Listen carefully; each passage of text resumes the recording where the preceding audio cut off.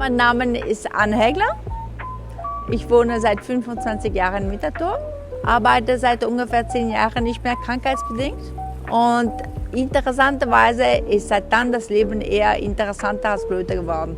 Mein Skevo habe ich jetzt seit ungefähr 3 Jahren und ich merke, es wird immer mehr zu meinen zweiten Beinen.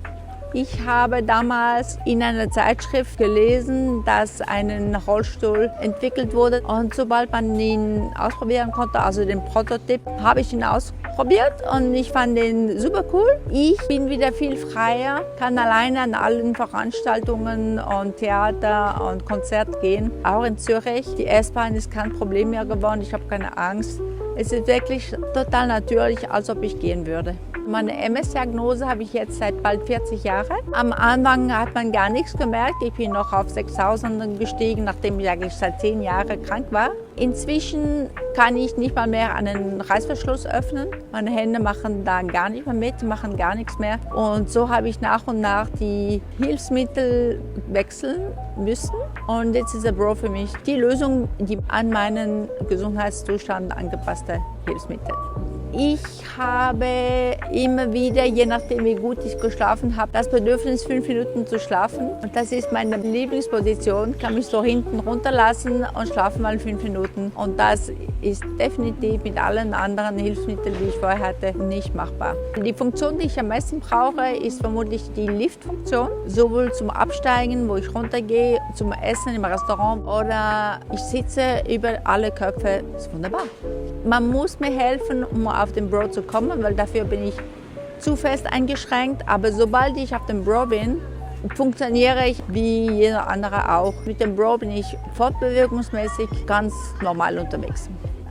Im Endeffekt musste ich die Hälfte zahlen, die andere Hälfte hat die EV bezahlt. Das ist abhängig vom Behinderungsgrad. Aber eigentlich hat das Bro-Team alles für mich gemacht, ich musste gar nichts tun.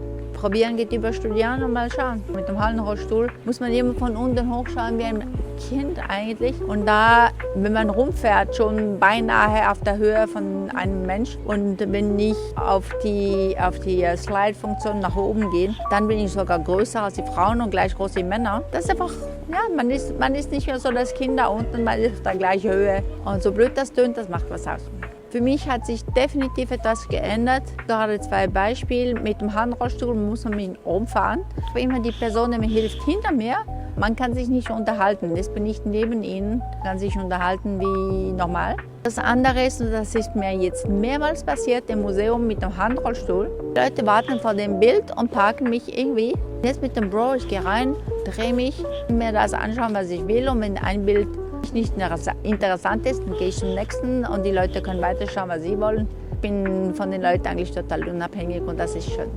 Einmal mache ich an Vorträge oder Treffen. Im letzten Moment wurde das rollstuhlgängige Zimmer gewechselt und dann plötzlich waren da mal 4, mal 6 Stufen und mit einem anderen Rollstuhl wäre ich gewesen. Super, gehe ich wieder nach Hause und da war es einfach, okay, da ist Treppenmodus und hoch geht's. Aber ich konnte jetzt normal weiterfahren also machen wie normal. Mein Lebensmotto, was ist mein Lebensmotto?